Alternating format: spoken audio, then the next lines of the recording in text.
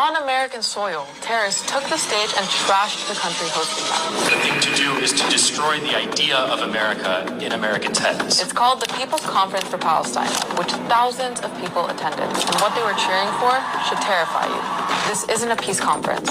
It's a gathering of radical activists, terrorist-linked organizations, and people glorifying violence under the banner of liberation. They invited actual terrorists, like Hussein Shahim, a convicted terrorist who built a cell in Jerusalem and was sentenced to 27 years for attempted murder. He was recently released in a hostage deal and was still invited to come speak. Here's what's actually being said at this conference. We all know who they are, whether they are in Israel, in Washington, in Europe. They need to be taken out. They need to be neutralized. Now it's time to escalate. They preach martyrdom. Salute to our martyrs, those who are killed but never die. They incite hatred towards America. We live in an evil country. That's just what's happened. They push rhetoric going against the West, socially, ideologically, and politically, to cheer for sentences like this. Liberation, never peace. That's the white man's word, peace. Liberation is our word. Does that sound like they want peace? They're romanticizing war, and they're turning this into a cult-like experience where people are continuing to be radicalized. And then we see applause erupting when somebody says something like this. I can tell you I'm more Palestinian than I am American. This isn't activism.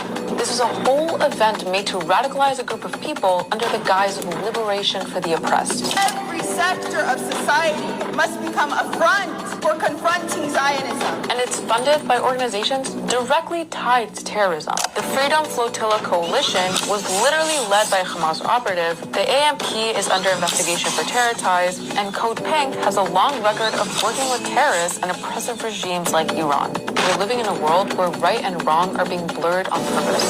We need to retake the universities. We need to neutralize and silence these corporate media. Where saying peace gets booed, but calling for jihad gets applause. Where blatant hate is being branded as activism and nobody calls it out. Find that anger within your heart. Where the people in this conference are using the right of free speech given to them by America to incite violence in America. We wanted to globalize the Intifada. This is not liberation. This is dangerous and it needs to be stopped.